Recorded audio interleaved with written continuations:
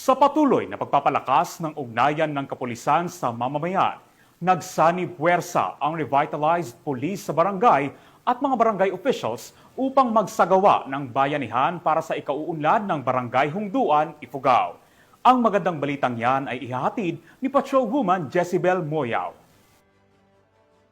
Isang matatag na diwa ng bayanihan at pagkakaisa ng komunidad ang umusbong matapos magsanib puwersa ang revitalized police sa barangay team sa Hungduan, Ifugao noong Oktubre 25 at 28 ng taong kasalukuyan. Ang grupo ay binubuo ng mga dedikadong tauhan mula sa 1501st Maneuver Company RMFB 15 at 1st Ifugao PMFC, katuwang ang mga opisyal ng Barangay Hungduan, mga guro at mga magulang upang isakatuparan ang dalawang mahalagang proyekto na naglalayong mapabuti ang edukasyon at kaligtasan ng komunidad.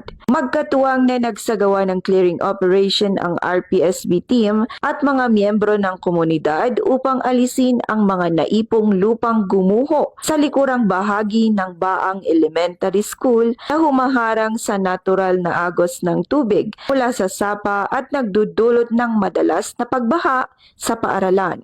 Bilang bahagi rin ng kanilang layunin na mapaunlad ang kabuhayan at kapaligiran ng mga kabataan. Sama-sama nilang pinahusay ang Barangay Daycare Center sa pamamagitan ng pag-install ng bagong bubong o extension shade na nagsisilbing karagdagang silungan at nagbibigay ng mas komportabling lugar para sa mga pag-aaral at paglalaro ng mga bata. Ang matagumpay na pagpapaunlad ng mga proyektong ito ay patunay ng pagtutulungan ng pulisya at lokal na opisyal, susi sa pag-unlad ng kabataan sa Hungduan, Ifugao, na isinasabuhay sa temang Bagong PNP para sa Bagong Pilipinas.